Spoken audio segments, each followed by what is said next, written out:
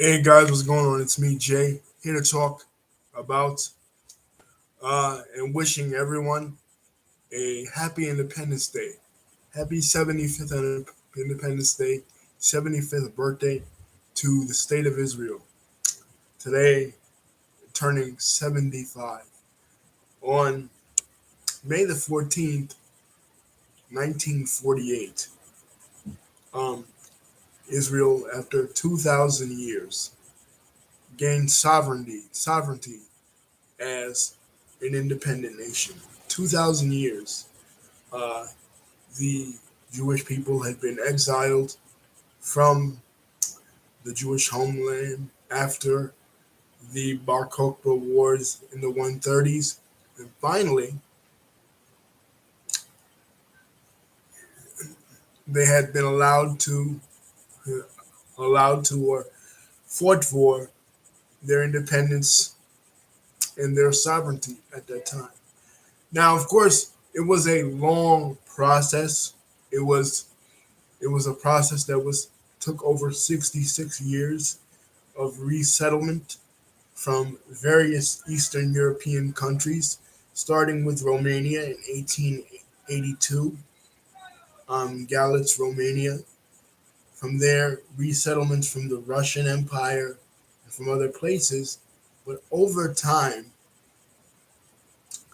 uh, with some help from the British and with some opposition from the British too, because the British White Paper did indeed restrict Jewish immigration because, as we've talked about a lot in this channel, it wasn't like uh, the Muslim population, the majority Muslim population, or even the minority Christian population that was existing at the time openly welcomed Jewish immigration from another region of the world, being Eastern Europe or the Russian Empire.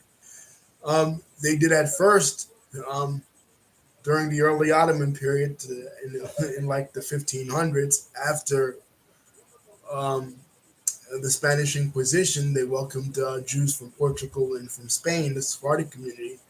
But during this time that we're talking about, which is considered the first Aliyah or going up to the temple, they didn't welcome it.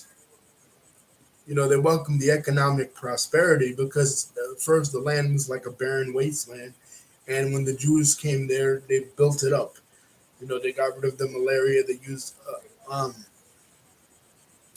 eucalyptus trees to drain the swamps and make it more arable for farmland, and that of course attracted more of the Arab population to immigrate there during Ottoman times. And then in like the early 19 teens, there was a lot of opposition towards it, and a lot of opposition itself towards Ottoman rule. Then the British came in 1917 after World War One, and there was opposition towards the British declaration with the Balfour Declaration to establish a Jewish homeland because Theodore Herzl, who was the founder of modern Zionism, the first Zionist Congress in Basel, Switzerland, in in 1897 had gone to the Turkish Sultan Abdul Hamid II and proposed his idea of a Jewish homeland, and Abdul Hamid rejected it. But still, Jews kept coming. They founded the city of Tel Aviv in 1909. They founded other settlements prior to that, Rehovot and Rishon LeZion and other just kibbutz, socialist collective settlements, year after year, and over a 66-year process, finally they established a great number. And then after the tragedies of World War II, the Holocaust and the decimation of the Jewish people in Eastern Europe, they had the world's sympathy, and finally, uh, with the help of the United Nations, declared their independence. But like the very same day they declared their independence, here came every single Arab nation who themselves who themselves was newly were newly independent, and they declared war on the state of Israel. But Israel won, and here they are, 75 years later, an independent country. So congratulations to them. And there is still a lot of controversy surrounding it. No mean to offend uh, any of my Palestinian friends or anybody that is Muslim. The I've covered the Muslim objections to the state of Israel and the Muslim objections to particularly the Temple Mount and the Al-Aqsa.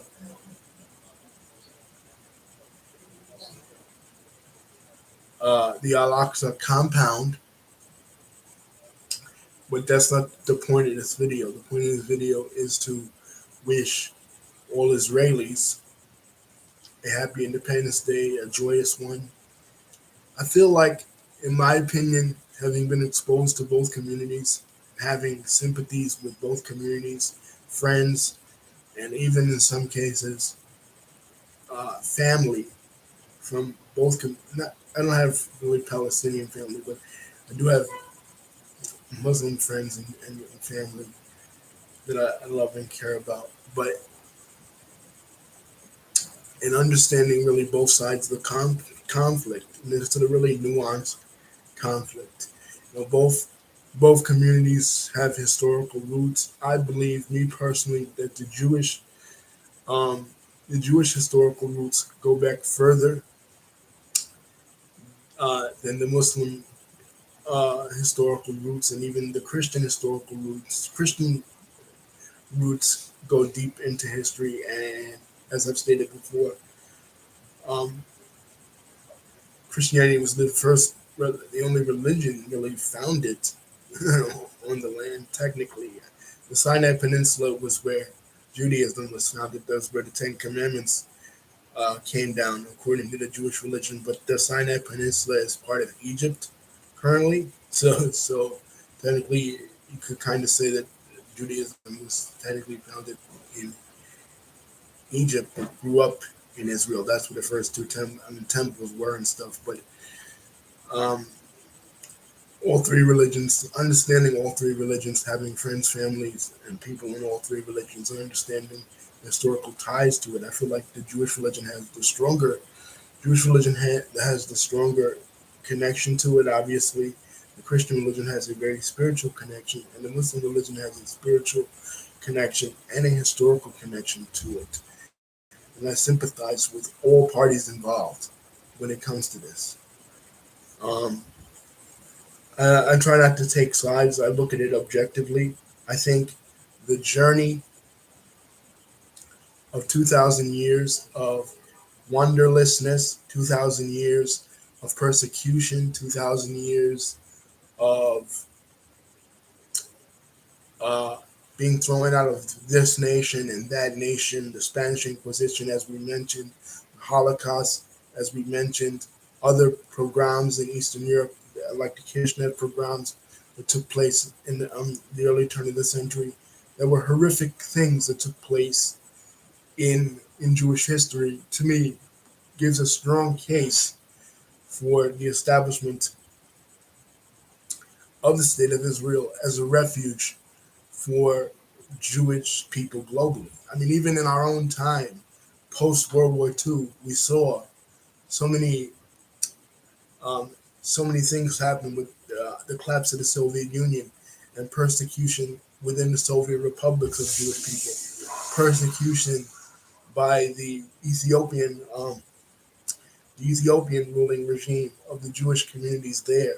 That if they had not been rescued in Operation Moses and Operation Solomon in the 1980s, that they would have been decimated, and the Falasha or the Beta Israel community would have disappeared from the earth. One of the oldest um, Jewish communities in the world, or the persecution of Mizrahi and Sephardic communities in the Middle East and North Africa would have taken place, especially after 48.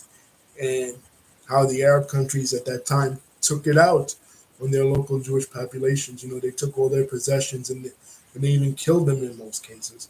Places like Baghdad, places like Tripoli, places like Tehran, places like Aleppo, places like um, Damascus, places like Cairo, all throughout the Arab world in the Middle East, no longer vibrant Jewish communities because they were completely decimated. Imagine if they hadn't had a place to go to. If any of these communities, the Soviet Jews, the Ethiopian Jews, and the Arab slash Mizrahi, well, Arab, quote unquote, but the Middle Eastern Jewish communities hadn't had a place to go to after they were kicked out of their countries. What would have happened to them? Not to mention, of course, like I said, Holocaust survivors. Where would they have gone to? So I get the establishment of the state of Israel. I don't think Israel is a perfect country. I think there are some problems, as there are with any nation. Um, but I think the objectives are good, and I think too my position on this has evolved over the years. Obviously, when I was a lot younger, I was vehemently anti-Zionist. I used to believe that Zionism was a neo-colonialist project. I used to see it. I used to see Zionism as an extension of British colonialism, or an extension of French colonialism, or an imposition of American foreign policy on the Middle East, or even sometimes I would see Israel as an extension of America's racial politics. You know, the black and white dichotomy into which I was born into. I was born into the United States, so being born into the United States and with the United States' history of slavery and Jim Crow and supporting apartheid regimes in South Africa, I tend to see things through that lens, as most of my people do. Most Americans do see the world in black and white, literally, because that's the experience. That's the dichotomous experience that we grew up in as Americans. That's how we see things. That's how most of our politics and most of our day-to-day interactions break down. So, from my point of view, growing up as I did, admiring people like Stokely Carmichael, admiring black civil rights leaders like on, on the radical end of the civil rights movement, like the Honorable Elijah Muhammad or Malcolm X, or other Pan Africanist leaders and other Latino leftist leaders that skew heavily to the left.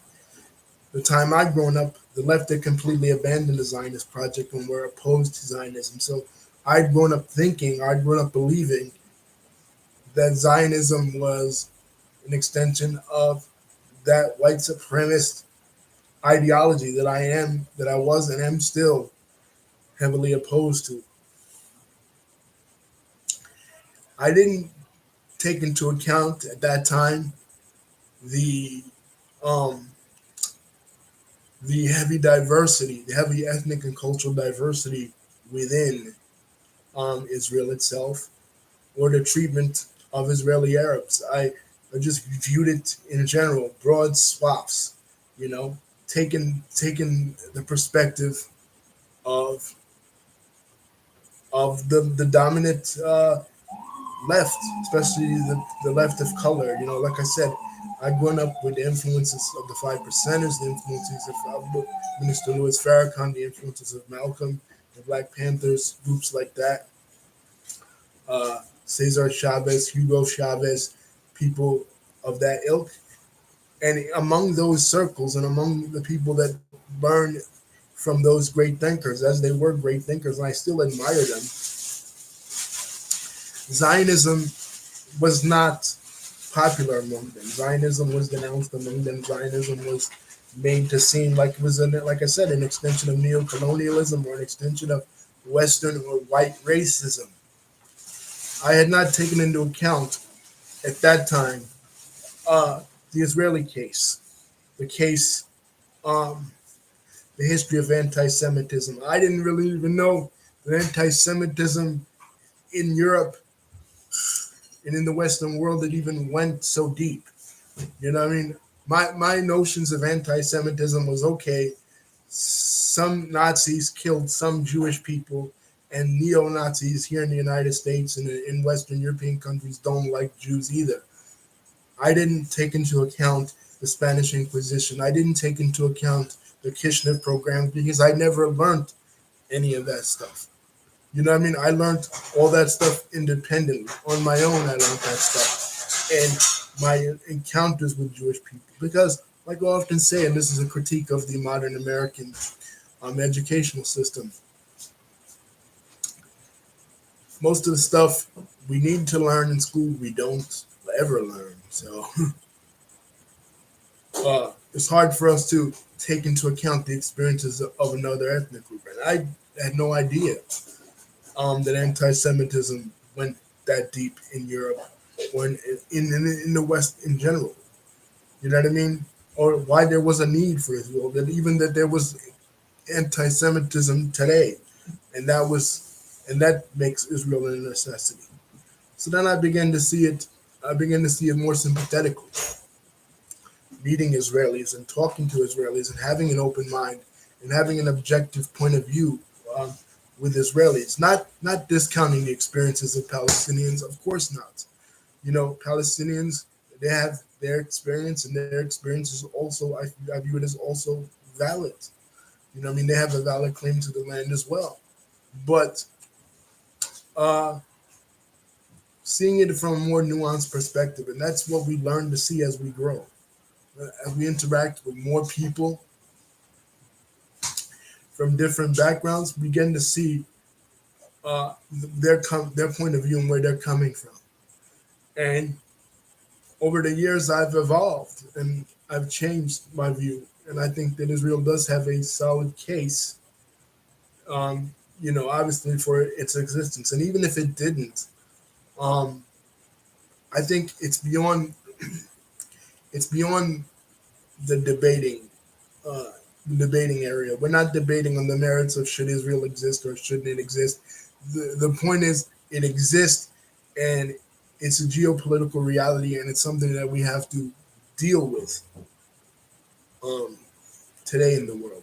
Whether or not it will exist for the next 100 years, 75 years as of today, whether or not it will exist in 100 years, I don't know, because many people, and I've often made this comparison as well, see it as a parallel to, say, the Crusader state. Um, the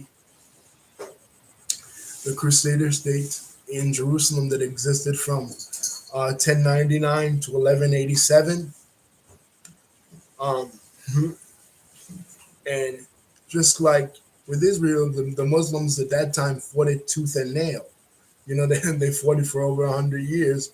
And finally, in July 4th of 1187, they overcame it. And before you knew it, the Crusaders were pushed further and further out. And then there were no more Crusaders. And Christian rule in Jerusalem and in the Levant had ended. But I don't think that will happen here. I doubt that will happen here. But you never know. Some people see it as a historical parallel. We can never predict the future, especially with um, unpredictable variables like AI these days. But as it is stands today, I'm happy to say that um, Israel has contributed to the mosaic of Middle Eastern and North African cultures.